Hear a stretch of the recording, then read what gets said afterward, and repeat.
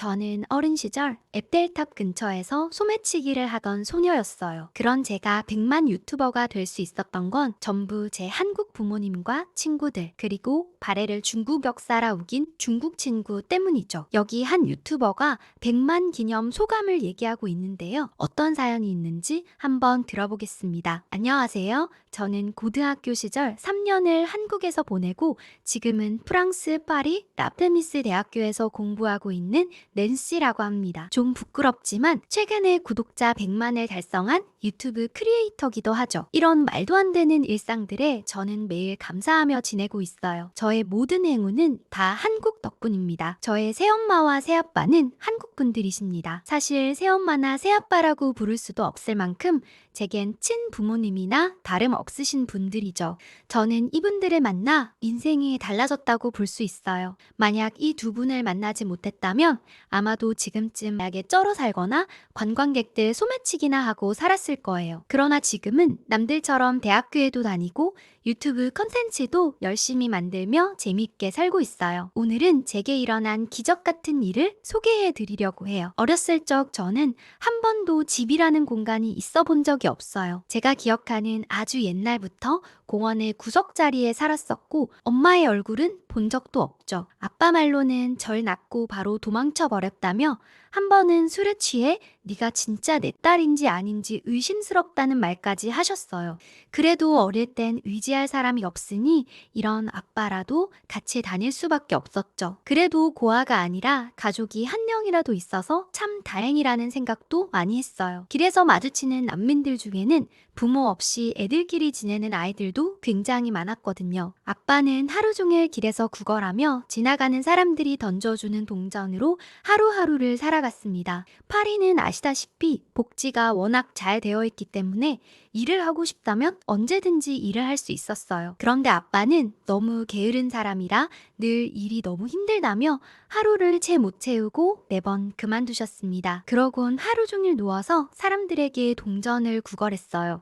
그러니 어린 시절 저는 한 번도 제가 원하는 걸 먹어본 적이 없어요. 겨우 아빠가 먹다 남은 빵 조각을 조금 먹는 정도였죠. 도저히 배고파서 참을 수 없었던 저는 10살 정도 되고 나서부터는 제 스스로 먹을 걸 찾아 나섰어요. 공원에서 사람들이 먹다 남기고 가는 음식들을 애원해서 얻어먹기도 하고 무료 급식소를 찾아 헤매기도 했죠. 제가 12살이 되던 어느 날 저는 가족이 한 명 더 생겼어요. 그때 아빠는 어디선가 강아지를 한 마리 데려오셨죠. 아빠가 데려온 강아지는 진돗개라는 한국 강아지라고 했어요. 조그만 강아지도 아니고 덩치가 꽤 큰 강아지였죠. 저는 우리 먹을 것도 없는데 무슨 강아지까지 키우냐고 아빠에게 잔소리를 했지만 아빠는 이 녀석이 있으면 불쌍하고 귀여워서라도 돈이라도 한 푼 더 주지 않을까라며 철없는 소리를 하시더라고요. 그날부터 그 진돗개는 말이라는 이름으로 우리 가족이 됐어요. 그런데 강아지는 정말 어느 정도 도움이 되더라고요.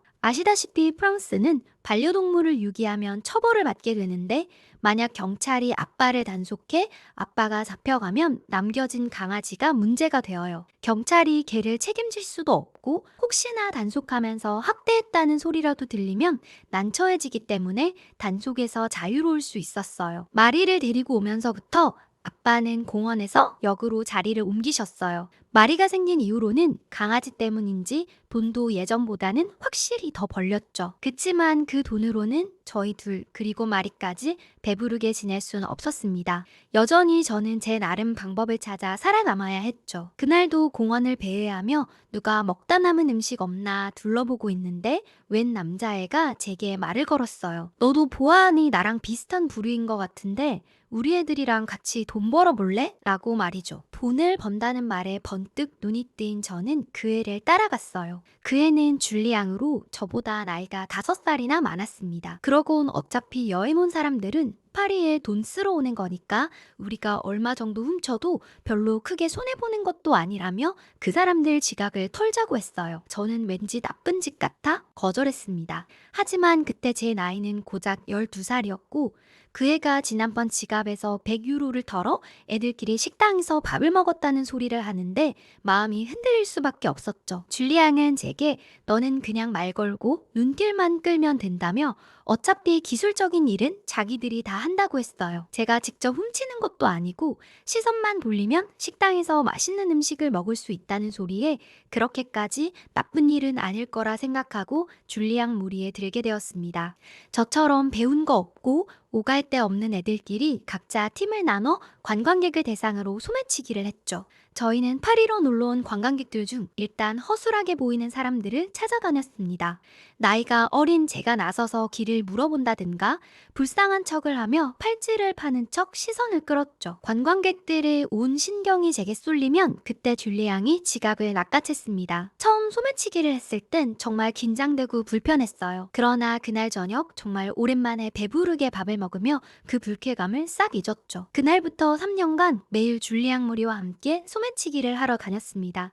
물론 제가 막내라 음식도 제일 적게 먹고 돈도 제일 적게 받았지만 혼자 구걸하러 다닐 때보단 훨씬 좋았어요. 가끔 먹을 걸 남겨와 우리 강아지 마리에게 주기도 했죠. 그런데 소매치기를 하는 것도 정말 바쁘더라고요. 관광객들이 몰리는 장소와 시간대가 다르고 경찰의 단속까지 피하려면 늘 여기저기 분주하게 다녀야 했죠. 저는 3년이나 그 무리와 어울려 다니면서 아빠를 거의 만나지도 않았습니다. 소매치기에서 건 돈으로 먹고 마시기 바빴죠. 제가 불량한 친구들과 밖으로 돌아다니는 동안 아빠에게 어떤 일이 벌어지고 있는지 까맣게 모르고 있었습니다. 그날은 오랜만에 관광객 가방에서 전자기기를 잔뜩 발견해 대박을 친 날이었어요. 그날 먹다 남은 음식도 잔뜩 싸서 아빠에게 갔죠. 그런데 뭔가 이상했어요. 아빠가 축 늘어져 있고 마리는 잔뜩 불안해하며 아빠 얼굴을 핥고 있었습니다. 아빠를 똑바로 일으켜 세웠는데 눈에 초점이 흐릿하고 온몸에 힘이 하나도 없었습니다. 저는 순간 머리를 망치로 맞은 것 같았어요. 이건 100% 마약이었거든요. 파리는 어린애들 중에도 약에 취해 있는 애들이 많아 단박에 알 수 있었어요. 아빠 팔을 걷어보니 얼마나 많이 했던지 온 팔이 주사 자국으로 멍들어 있었고 정신이 하나도 없어 보였어요. 제 잘못만 같았습니다. 그래도 제게는 하나뿐인 가족인데 그동안 한 번씩이라도 와서 아빠를 챙겼어야 했다고 생각했어요. 그러나 너무 늦은 것 같았죠. 두 볼을 타고 뜨거운 눈물이 흘렀습니다. 도대체 누가 돈도 없고 가진 것도 없는 아빠에게 마약을 팔았는지 화가 났어요. 아빠가 구걸에서 버는 돈이라고 해봤자 하루 종일 빌어서 겨우 한두 끼 먹을 돈인데 온몸이 부들부들 떨렸습니다. 내가 나쁜 짓을 하고 다녀서 그런 건가 싶기도 하고 저의 모든 행동이 후회스러웠어요. 내가 옆에만 있었어도 아빠가 이 지경은 아닐 텐데 라고 생각하면서요. 저는 역 근처의 아저씨들을 모두 수색해서 아빠가 어떻게 구했는지 캐고 다녔죠. 아빠 때문에 제가 며칠 소매치기 무리에 나타나지 않자 제 또래 마크가 절 찾아왔어요. 줄리앙이 너 왜 안 오는지 알아오라던데?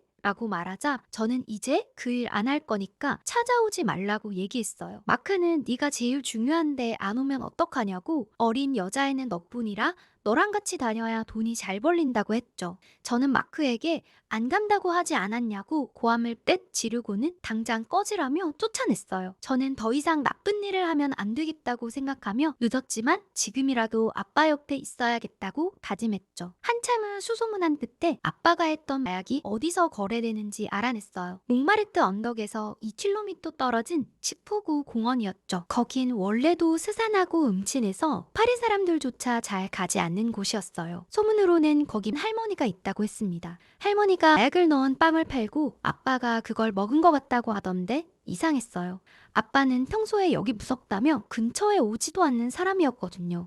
아빠가 제 발로 여기까지 와서 빵을 사 먹었다는 게 이해가 안 갔습니다. 저는 멀리서 약거래 장만들을 몰래 지켜봤습니다. 거리의 노숙인들부터 번듯하게 차려입은 아저씨의 젊은 아가씨까지 다들 할머니와 약거래를 하더라고요. 그런데 저는 제 눈앞에 있는 사람을 보고 놀라 소리칠 뻔했습니다. 줄리앙이 할머니와 무언가 얘기를 하고 있더라고요. 줄리앙은 분명 약을 하는 애는 아닌데 도대체 어쩐 일인지 알 수가 없었어요. 아빠에게 돌아가는 길에 잔뜩 머리를 굴리며 무슨 일이 일어난 걸까 생각했죠. 골똘히 생각에 잠겨 바닥만 보고 가고 있는데 갑자기 누군가 제 앞을 탁 막아섰어요. 올려다보니 줄리앙이었죠. 혹시 제가 아까 몰래 지켜본 걸 들킨 거 아닐까? 조마조마했어요. 줄리앙은 너 도대체 무슨 속셈이냐며 운을 띄웠죠. 그러자 저는 들킨 건가 싶어서 짐짓 모른 척하고서는 무슨 말을 하는지 모르겠다고 했어요. 너 막내라서 돈 얼마 안 준다고 지금 떼쓰는 거냐며 조금 올려줄 테니까 내일부터 당장 나오라고 했죠. 아까 제가 몰래 본 건 몰랐나 보다 안도하며 앞으로 그런 나쁜 짓 안 할 거니까 찾지 말라고 얘기했어요. 그러자 줄리앙이 그런 결심하다가 다시 찾아온 애들 한두 번 본 줄 아냐며 당장 배고파지면 금세 찾아와서 일 시켜달라고 애원하는 애들 널렸다고 했죠. 너네 아빠 약값도 벌려면 네가 하나라도 더 띄어서 사드려야 되지 않겠냐고 하는데 욕이 툭끝까지 차올랐어요. 저 깡패 같은 애를 잘못 건드렸다간 두들겨 맞을 것 같아서 아무것도 하지 못하는 제 자신이 창피했죠. 팔을 꾹 누르고는 아빠가 마약하는 건 도대체 어디서 주워 들었냐고 묻자 줄리앙이 파리에서 일어난 더러운 얘기들 중에 자기가 모르는 얘기가 있겠냐며 후회하지 말고 빨리 찾아오면 받아준다며 제 어깨를 툭툭 치고 떠났어요. 땀이 꺼져라 한숨을 쉬고 아빠에게 갔어요. 그런데 이상하게 강아지 마리가 안 보이더라고요. 마리는 절대 아빠 옆을 떠나지 않는 충성스러운 강아지거든요. 그런데 아빠는 어디서 또 약을 구했는지 멍멍하게 취해 있었어요. 아빠를 세차게 흔들며 말이 어디 갔냐고 물어봤죠. 아빠는 피식 웃으며 중얼중얼 거리는데 도저히 알아들을 수 없었어요. 그러자 옆에 아저씨가 네 아빠 그 아끼는 개도 팔아버린 것 같더라며 너도 그냥 아빠 없는 셈 치고 떠나라고 하셨죠. 솔직히 네 아빠가 너한테 해준 게 뭐가 있냐며 그러다 너까지 몸 상하고 마음 상한다며 지금이라도 그냥 혼자 어디 가서 잘 살라고 하시더라고요. 눈물이 끝도 없이 흘러내렸어요. 아빠는 제정신이 아니었죠. 처음에 단속 피한다고 엉겁결에 데려왔을 때 제가 당장 다시 돌려주라며 그렇게 화를 냈는데도 애지중지 끼고 살건 말이었어요. 마리는 충성심도 어찌나 강한지 늘 아빠 옆에 딱 붙어있고 누가 조금이라도 시비를 거는 것 같을 땐 용맹하게 지저댔어요. 정말 영리해서 예뻐할 수밖에 없는 강아지였죠. 겨울엔 난로도 된다며 둘이서 꼭 부둥켜 안고 겨울을 나기도 했습니다. 마리가 오고 난 후부터는 그래도 하루에 한 끼 먹는다고 하시며 돈이 더 벌린 날엔 오히려 마리를 더 많이 챙겨주신 날도 있어요. 그런 애를 어디 팔아버리고 약을 샀다니 아빠는 정말 단단히 미친 것 같았습니다. 한참을 울다가 정신을 차리고 옆에 아저씨께 의아한 점 한 가지를 여쭤봤어요. 아빠는 주 마약 거래가 이루어지는 19구 공원 쪽은 무섭다며 평소에 발길도 안 하셨는데 도대체 어떻게 된 일인지 모르겠다고 말이죠. 그러자 아저씨는 중간 거래상이 또 있다고 하시며 어린애가 기똥차게 돈 냄새를 맡아서 그곳 약을 사와서는 여기 노숙자들에게 따로 팔았다고 하더라고요. 처음엔 그냥 음식인 척 공짜로 주더니 거기 홀린 사람이 한둘이 아니라고 말이죠. 안 그래도 아까 여기 왔다가 갔다고 하셨어요. 저는 단박에 그 애가 줄리앙이라고 느꼈죠. 여기서 그 짓 할 애는 그 애밖에 없다고 생각했거든요. 다음날 저는 줄리앙을 찾아갔습니다. 줄리앙은 생각보다 빨리 정신을 차렸다며 당장 오늘부터 일 시작하자고 했죠. 저는 줄리앙 앞으로 성큼성큼 걸어가 혹시 우리 아빠에게 약을 판 게 늦으시냐고 물어봤어요. 그러자 줄리앙이 여기에 있는 아저씨들에게 약을 좀 팔긴 했는데 그게 네 아빠인 줄은 몰랐다며 씨 묻더라고요. 저는 화가 나서 줄리앙의 얼굴을 퍽 쳤어요. 태어나서 누굴 때려본 게 처음이었는데 제 손이 더 아프더라고요. 제가 줄리앙의 얼굴을 때리자마자 주변 애들이 우르르 저에게 달려들려고 했을 때 줄리앙이 손을 척 들어 애들을 말렸어요. 그러곤 절 일으켜 세우고는 세차게 따귀를 한 대 때렸죠. 딱 한 대 맞았지만 귀에서 삐 소리가 날 정도로 정신이 아득했어요. 한 대씩 주고받은 거니 억울해하지 말고 여기 붙을 건지 말 건지 마음 정해서 오라고 하며 휙 떠났습니다. 도저히 어떻게 하는 게 옳은 방법인지 알 수가 없었어요. 얼른 줄리앙 밑에서 돈을 벌어 아빠를 치료받게 해줘야 하는 건지 줄리앙의 손에 미치지 않는 팔이 바깥으로 아빠와 도망가야 하는 건지 머릿속이 복잡했죠.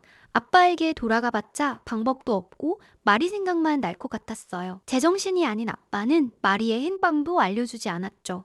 도대체 마리는 어디에 있는 걸까요? 한참을 강가에 앉아 답이 안 나오는 문제들로 고민하는데 3일 정도 아무것도 못 먹었더니 배가 너무 고팠어요. 그래도 참아야 된다고 생각했습니다. 더 이상 나쁜 짓은 안 되겠다고 생각했죠. 다시 역으로 돌아가는 길에 큰 마트를 지나쳤어요. 밝게 빛나는 불빛이 따뜻해 보였고 많았고 안에 먹을 것도 많았죠. 왜 저에게는 저런 안락하고 따뜻한 것들이 하나도 허락되지 않는 걸까 원망스럽기도 했습니다. 그래도 어떻게든 살아야 했기에 다시 아빠에게로 발걸음을 옮겼어요. 그런데 아빠 자리에는 웬 다른 아저씨가 앉아 있었습니다. 이게 무슨 말인가 의아했는데 저는 옆자리 아저씨의 말을 듣고 털썩 주저앉고 말았죠. 아빠가 결국에는 약물을 과다 복용해 신정지로 사망했다고 하더라고요.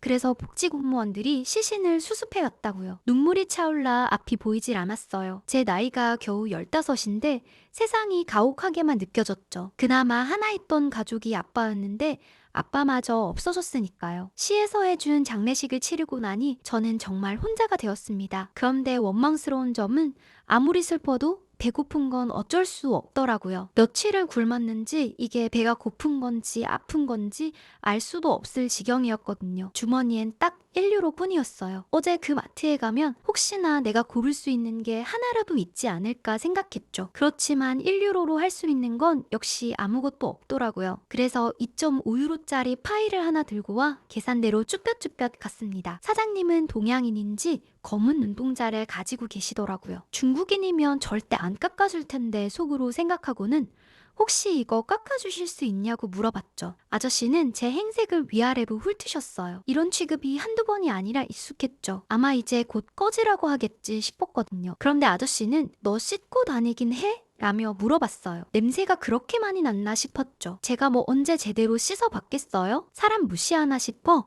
깎아주기 싫음 마요. 그냥 갈게요. 라고 얘기하고 나오려는데 가게 안으로 웬 개 한 마리가 절 향해 달려왔어요. 그런데 그 개를 보고 저는 소스라치게 놀랐습니다. 아줌마 손에 이끌려 산책을 갔다 온 것 같았는데 그 개는 바로 저의 강아지 마리였어요. 마리는 절 보고 반가운지 단숨에 뛰어들어 제 얼굴을 막 핥았어요. 다시는 못 찾을 줄 알았던 마리를 여기서 보게 되다니 믿기지 않았죠. 그러자 아줌마는 그동안 영 기운 없고 밥도 안 먹던 애가 이렇게 활기차게 꼬리치는 건 처음 본다며 혹시 덕구를 아냐고 물어보더라고요. 그런데 갑자기 제 배에서 꼬르륵 소리가 크게 울렸습니다. 그러자 아줌마는 너 일단 따라오라며 제 손목을 낚아채고는 가게 2층으로 올라갔어요. 사장님 부부가 살고 있는 집인지 절 식탁에 앉히시고 지금 밥하면 너 배고파 못 견딜 것 같으니까 일단 라면 먼저 끓여줄게. 그러고 한두 시간 있다가 다시 제대로 밥 먹어. 라고 얘기하셨죠. 저는 이런 대우를 받는 게 너무 낯설었지만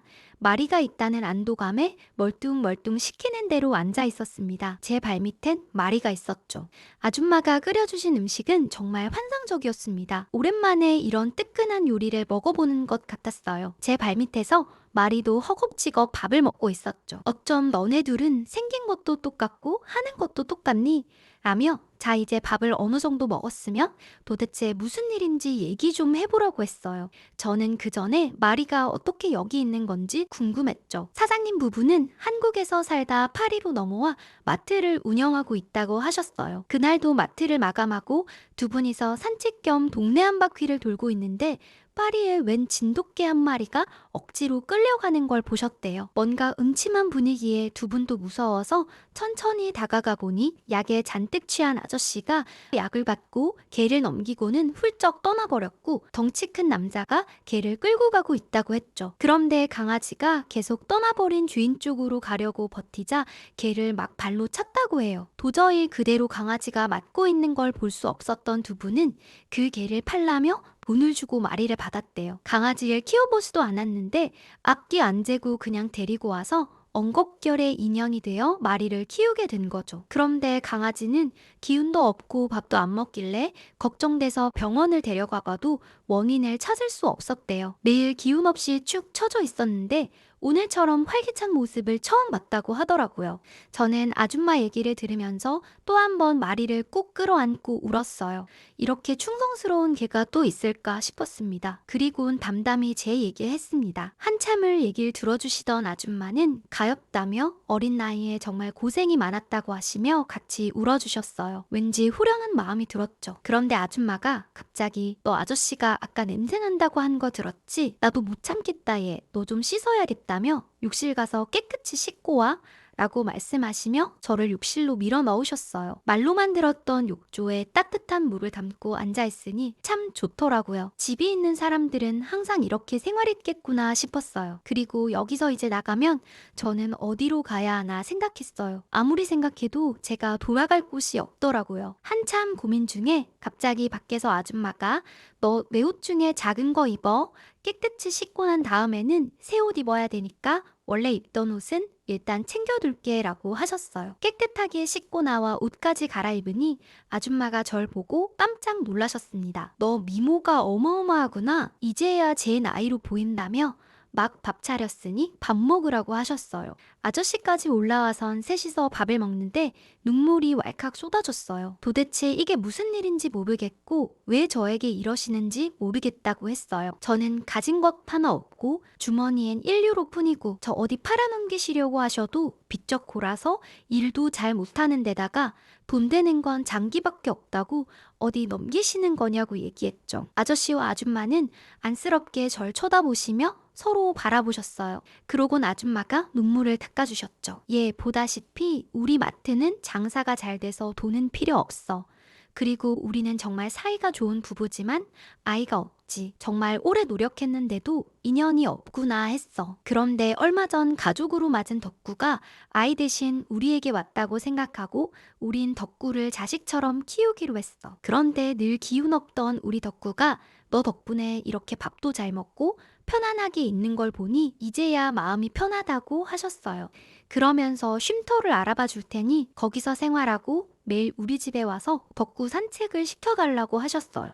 산책을 시켜주는 대신 공부를 시켜주시겠다고 하셨죠. 말은 덕구 때문이라고 하셨지만 갈 곳 없는 제가 걱정되어 하신 말씀이라는 걸 뻔히 느낄 수 있었어요. 나중에 알게 된 사실이었지만 두 분은 오랫동안 노숙인이나 난민을 위한 봉사활동을 많이 하셨더라고요. 그래서 제가 계산하면서 빵을 깎아달라고 했을 때도 쉼터에 있는 아이인지 아닌지 알아보기 위해 언제 씻었냐고 물어보신 거였어요. 그날 이후로 저는 매일같이 그 집에 들락날락하게 되었어요. 아줌마는 밥도 같이 먹자며 매번 한식을 차려주셨는데 한식 때문인지 살도 정말 많이 쪘어요.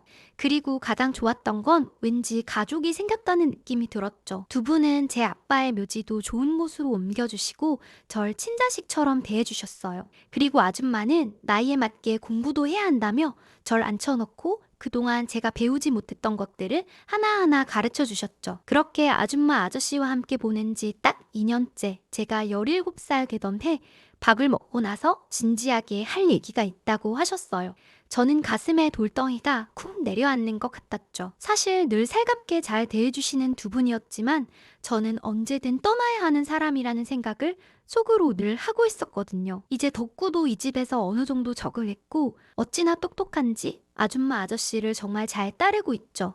그렇게 본다면 제가 더 이상 이 집에 와야 할 이유가 없을 것 같기도 했어요. 사실 누가 이렇게 영문도 모르는 애를 데려다 먹여주고 챙겨주고 하겠어요. 여태껏 신경 써주신 것만 해도 감사한 일이죠. 그러면서 아줌마는 제게 종이 한 장을 내미셨어요. 저는 그 종이를 보고 눈물을 왈칵 흘렸어요. 그건 입양 신청서였거든요. 너무 늦어져서 미안하구나. 오히려 제게 사과하셨죠. 네가 어떻게 받아들일지 몰라 항상 조마조마했어. 그런데 이젠 드디어 때가 되었다고 생각했지. 우린 오랫동안 아이를 기다렸는데 어쩌면 네가 우리가 기다렸던 아이였던 것 같아. 너만 괜찮다면 우리와 가족이 되어줄래? 라고 하시더라고요. 제가 거절할 이유가 있겠어요? 저는 눈물을 흘리며 아줌마 품에 안겼죠. 이제 제게도 정말 푸근한 가족이 생겼어요. 그런데 아줌마는 엄마가 되고 나서 완전 달라졌어요. 갑자기 저보고 한국에 가야겠다고 하시는 거예요. 한국 교육이 잘 되어 있으니까 3년은 한국에서 보내야겠다며 아빠와 상의는 끝났다고 하더라고요. 사실 저를 만났을 때부터 제 교육을 걱정하고 계셨고 그동안 짬짬이 한국어를 가르쳐 주신 일도 고등학교 시절을 한국에서 보내게 하실 작정이셨대요. 절 가르쳐 보니 그동안 배울 수 없어서 그렇지 머리는 꽤 좋은 것 같아서 한국에서 학원도 다니고 체계적으로 공부시키고 싶다고, 그러고 다시 파리로 대학을 오면 어떻겠냐고 하셨어요. 저는 막상 한국으로 가야 한다니 좀 두려웠지만 그래도 엄마를 믿고 한국으로 가보겠다고 했죠. 한국에 처음 도착했을 땐 충격 그 자체였어요. 지하철역에는 어쩜 노숙인들이 하나도 없었죠. 솔직히 이게 말이 되나 싶었습니다. 파리에는 지하철역뿐만 아니라 길에도 앉아서 구걸하는 사람들을 많이 볼 수 있었는데 한국에서 그런 사람들은 정말 잘 안 보이더라고요. 아주 간혹 한두 명 정도 보긴 했지만 파리에 비하면 노숙인이 없는 수준이었죠. 저는 그걸 보고 한국이 프랑스보다 훨씬 잘 사는 나라라고 생각했어요. 상향 평준화가 되어 있는지 경제력 격차가 훨씬 적게 느껴졌죠. 게다가 길거리는 어찌나 깨끗한지 놀랍더라고요. 한국은 길거리에 계절마다 달라지는 꽃장식과 깨끗한 인도가 정말 쾌적했어요. 반면 파리는 곳곳에 쓰레기 냄새와 악취가 나는 경우도 많죠. 그래서 사람들이 영화나 사진 속에서만 파리를 보고 와서는 막상 실제 파리에 도착했을 때 실망하는 경우가 많아요. 저는 이런저런 걱정을 하며 한국에 왔지만 한국에 대한 첫인상이 정말 좋아 한국이라는 나라가 마음에 들었습니다. 그러나 한국 고등학교 생활은 정말 힘들더라고요. 학교에 학원에 하루 종일 공부만 해야 했어요. 처음엔 제가 아무래도 한국어로 일상소통만 가능했던지라 수업을 따라가기 어려웠어요. 그러나 학기가 지날수록 저는 악바리 근성으로 금방금방 치고 올라갈 수 있었죠. 한국 공부가 아무리 어려워도 제가 어릴 때 파리에서 생활하던 거에 비하면 아무것도 아니었죠. 앉아서 문제만 풀면 되니까요. 더디긴 했지만 성적은 꾸준히 올라서 어느 정도 궤도에 올랐어요. 제 성적이 나올 때마다 기뻐하는 엄마를 보면서 열심히 하지 않을 수가 없었습니다. 저 때문에 엄마 아빠가 기러기 부부가 되어서 정말 죄송한 마음이 들었지만 제 미래를 위해 열심히 노력하시는 두 분께 성공해서 꼭 은혜를 보답드리고 싶었죠. 제가 한국에서 배운 과목 중 가장 힘들었던 건 역사예요. 사실 프랑스에서도 학교를 제대로 다닌 게 아니라 프랑스 역사도 엄마가 알려주신 굵직굵직한 사건만 알고 있었죠. 그런데 아예 다른 나라의 역사를 배운다는 건 쉽지 않더라고요. 그때 제가 공부했던 방법이 누굴 가르친다고 생각하고 영상을 찍었어요. 제 스스로 외우기 위해서 촬영하기도 했고 여러 번 반복하며 암기하기도 좋겠다고 생각했죠. 역사 진도가 나갈수록 영상이 쌓여갔습니다. 그런 제게 역사를 더욱 재미있게 알려주신 은인이 한 명 나타나게 돼요. 바로 국사 선생님이죠. 국사 선생님은 무슨 배우처럼 연기를 하기도 하고 성대모사를 하기도 하면서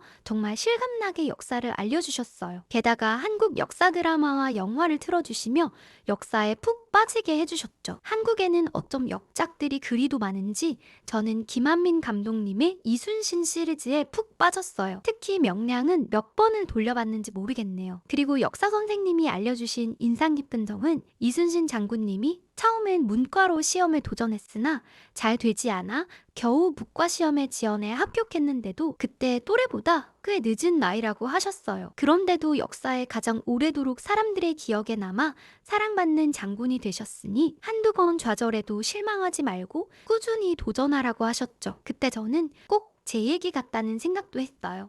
어린 시절은 정말 엉망으로 보내왔지만 더 나은 사람이 되기 위해 꾸준히 노력하고 있으니 저도 이순신 장군님처럼 멋진 어른이 될 수 있을 것 같다는 생각을 했죠. 물론 이순신 장군님이 훨씬 훌륭하신 분이라 제가 감히 비할 때가 못 되지만 말이에요. 아무튼 고등학교 3년을 한국에서 보낸 건 정말 좋은 선택이었던 것 같아요. 파리 곳곳에서는 저의 얼룩진 과거가 생각이 나곤 했었는데 여기선 정말 평범한 고등학생처럼 학교를 다녔거든요. 그리고 어디 아파도 걱정 없이 병원에 갈 수 있었고 체계적인 한국 교육 시스템에서 저는 더 빨리 자리 잡을 수 있었던 것 같아요. 무엇보다 한국 친구들이 제게 큰 도움이 되었습니다. 물론 제가 외국인이라 처음엔 낯설어하는 친구들이 많았는데 모두 친절하고 착해서 제게 도움을 주고 싶어 했죠. 프랑스에선 마약을 하거나 비행을 저지르는 청소년들이 굉장히 많은데 여기 학생들은 정말 대부분이 다 성실하고 착한 아이들이었어요. 친구들에게서 배운 점도 굉장히 많았던 것 같아요. 그리고 역사 선생님과 한국 친구들 덕분에 제가 100만 유튜버가 될 수 있었죠. 제가 국사 영상을 만들었다고 한 거 기억나시나요? 처음엔 그저 설명하는 영상이었지만 국사 선생님을 따라 그 시대적 상황과 전쟁 장면에 맞는 연기와 성대모사까지 하며 영상을 촬영했습니다. 대부분 프랑스어로 만들었지만 혼자만 보기 아까워 친한 친구들에게 웃긴 장면만 보여줬었는데 친구들이 다들 유튜브에 올려보라고 하더라고요. 저도 만들어 온 게 워낙 많으니 나도 한번 해볼까? 하고 유튜브에 제 영상을 올리기 시작했어요. 그동안 만들어 놓은 수십 개의 영상을 쫙 올려뒀지만 아무 반응이 없어서 잊고 있었습니다. 그러던 어느 날 한참 쌓여있던 메일함을 정리하고 있었죠. 저는 SNS는 자주 확인해도 메일은 잘 보지 않거든요. 하마터면 삭제할 뻔했는데 구글에서 제게 메일이 하나 도착해 있더라고요. 제가 크리에이터로 승인됐다는 메일이었어요. 깜짝 놀라 유튜브에 들어가 보니 제가 그동안 만들었던 영상들이 한참 뒤에야 인기가 많아져서 엄청난 조회수를 보이고 있더라고요. 재밌고 웃기다는 댓글부터 한국 역사에 감동했다는 프랑스 사람들의 반응이 어마어마하게 쌓여 있었습니다. 벌써 20만 구독자를 넘어서고 있더라고요. 다들 다음 영상을 빨리 올려달라고 성화했어요. 그때부터는 정말 정성스럽게 영상을 촬영해서 올리기 시작했어요. 역사뿐 아니라 한국 불닭볶음면 먹방 영상이라든지 한복을 입고 촬영하기도 했죠. 그리고 영상에서 나온 수입으로 카메라도 사고 마이크도 샀습니다. 한국에서 촬영한 콘텐츠들은 프랑스 사람들에게 엄청 인기가 많았고 고등학교를 보내고 파리로 돌아올 때쯤 저는 50만 유튜버가 되어 있었습니다. 제 용돈벌이와 학비는 충분히 제가 해결할 수 있었죠. 엄마 아빠도 엄청 대견하다며 뿌듯해 하셨어요. 저는 그대로 대학까지 한국에서 다니고 싶었는데 아빠가 더 이상 가족들이 떨어져 지내는 건 반대라고 하셨어요. 아빠는 결혼하면 출가 외인이라 따로 살아야 하는데 대학까지만 같이 붙어 지내라고 우리 딸 어린 시절도 같이 못 있어줬는데 아빠 사랑 듬뿍 주고 싶다고 강력히 주장하셨거든요. 아빠의 목말리는 가족사랑 때문에 저는 프랑스에서 대학을 진학했어요. 한국에서 기초를 열심히 다진 덕분에 평소 저라면 꿈도 못 꿀 명문대학교에 들어갔죠. 아빠, 엄마, 그리고 이젠 덕구가 된 마리와 함께 생활하는 삶은 정말 행복했어요. 꿈에 그리던 대학 생활도 마음껏 누리고 있었죠. 저는 한국을 알리는 유튜브를 하고 있기도 하고 언젠가 제가 인상 깊게 봤던 김한민 감독님의 명량처럼 가슴 울리는 역사적인 콘텐츠를 만들고 싶은 마음에 프랑스 영화학교 미디어학과에 진학했습니다. 미디어학과라 막연한 생각으로 제가 좋아하는 콘텐츠들을 마음껏 볼 수 있겠지 생각했는데 학교에서 듣는 수업은 생각보다 진지한 내용이 많았습니다. 과제도 수업도 어려운 점이 많았지만 제가 하고 싶은 공부를 하는 거라 힘든 줄 몰랐죠. 그런데 최근에 제가 남학생과 대판 싸운 일이 있었습니다. 그날은 도저히 참을 수가 없었어요. 근데 오히려 그의 덕분에 제가 100만 유튜버가 될 수 있었으니 고맙다고 해야 할까요? 아무튼 저를 거슬리게 한 남자애는 워진이라는 중국 학생인데 평소에도 매사 부정적인 아이였어요. 음침한 기운이 가득해서 다른 친구들도 그 애랑 조별과제를 하는 걸 꺼려했습니다. 모두들 쟤는 매사에 저렇게 비판적인데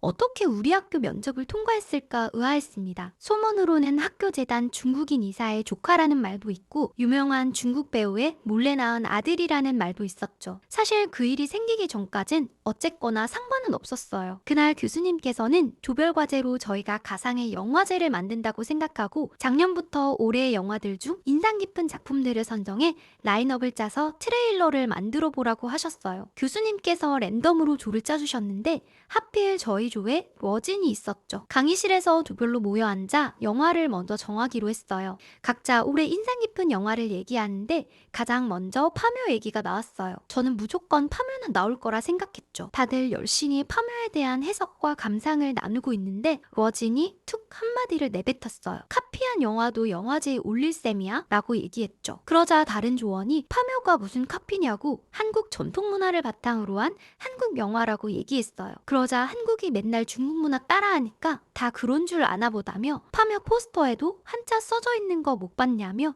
그거 다 중국 문화라고 얘기했죠. 저는 발끈했어요. 그리고 중국 영화는 일단 대국에 중국인들이 많이 보기 때문에 관객 수가 일단 먹어주고 들어간다며 중국 영화는 최소 2편 정도 끼웠으면 좋겠다고 했죠. 그러자 다들 반발했어요. 솔직히 중국 영화는 뭐가 있는지도 모를 정도로 흥행이 안 되고 있고 그렇다고 작품성이 뛰어난 것도 아닌데 모두들 반대했죠. 그러자 워진이 발끈했는지 뭐가 똥인지 된장인지 모르는 애들이 어떻게 아냐며 프랑스 영화학교 애들 수준이 엉망이라고 하더라고요. 그러면서 갑자기 중국이 얼마나 위대한 나라인지 줄줄 읊어대더라고요. 그러면서 너네 자매가 그렇게 극찬하는 한국도 사실 중국 거라고 얘기하지 뭐예요? 멋진 말로는 발해의 대조영이 과거 중국 역사 중 하나였는데 발해의 고구려 유민들을 다 받아준 게 중국이라며 망한 나라 국민들까지 다 받아줬는데 한국이 배은망덕하게 자기들 역사라고 우겨서 중국이 잠깐 눈 감아주고 있는 거라는 소리를 하지 뭐예요? 곧 한국은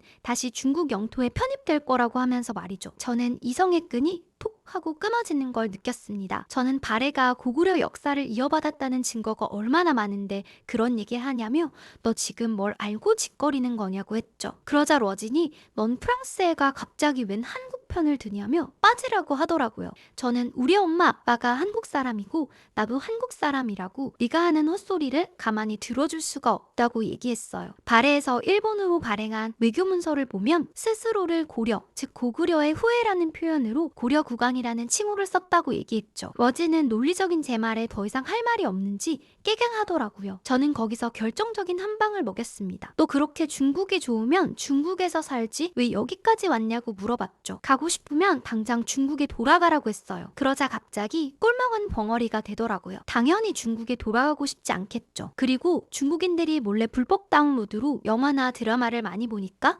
영화계가 얼마나 큰 타격을 받고 있는지 모르냐고 얘기했어요. 파묘도 중국인들 그렇게 욕하더니 정작 중국 영화제에서 오픈하자마자 전석 매진된 거 알고나 떠드냐고 카운터 펀치를 날렸습니다. 다른 조합들이 모두들 러진을 째려봤죠. 그러고는 제 말에 동조하며 중국인들 때문에 애써 만든 창작물들이 재평가를 못 받고 있다며 거기에 대해서나 말해보라고 다들 한마디씩 거들었습니다. 때마침 교수님께서 어느 정도 주제가 정해졌다면 해산하라고 하시며 수업을 정리하셨고 러진은 씩씩대더니 가방을 챙겨 휙 나가버렸어요. 옆에 있던 이리스가 너 진짜 멋있다며 내 덕분에 이번 조모임에 러진이 찍소리도 못할 것 같아서 정말 좋다고 했어요. 다른 조원들도 저에게 고맙다며 박수를 쳤죠. 그래도 러진의 헛소리에 분이 풀리지 않았어요. 그날 집으로 돌아와서 발해의 역사에 대해 중국이 잘못 알고 있는 것에 대해 영상을 만들었죠. 평소에는 늘 유쾌하고 재밌게 유튜브를 촬영했지만 그날은 러진 때문에 잔뜩 화가 나 있었습니다. 그리고 영상을 업로드하고 잠에 들었는데 다음날 아침 저는 믿을 수가 없었습니다. 프랑스 인기 동영상 1위로 올라가며 말도 안 되게 구독자 수가 늘어 100만이 되었더라고요. 피토하며 한국 역사 설명하는 프랑스 소녀라는 제목으로 다른 채널에 제 영상을 편집한 것도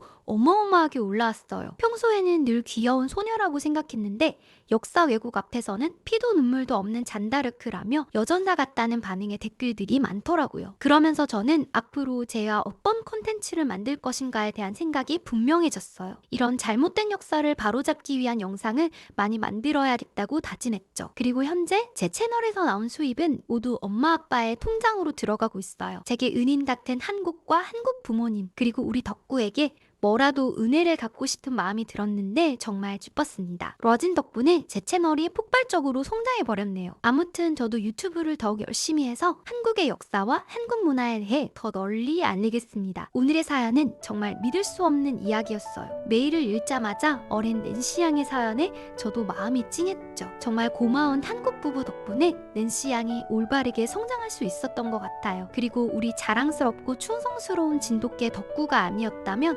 낸시 양과 한국 부부의 인연이 이어질 수 없었을지도 모르겠죠. 작은 인연도 참 크게 돌아온다고 느낀 사연이었습니다. 항상 끝까지 들어주신 분들 모두 고맙습니다. 오늘 사연으로 마음이 뭉클하셨던 분들은 댓글, 좋아요 많이 부탁드려요. 다음에 더 뭉클한 사연으로 돌아오겠습니다. 이상 감동필름 한지은이었습니다.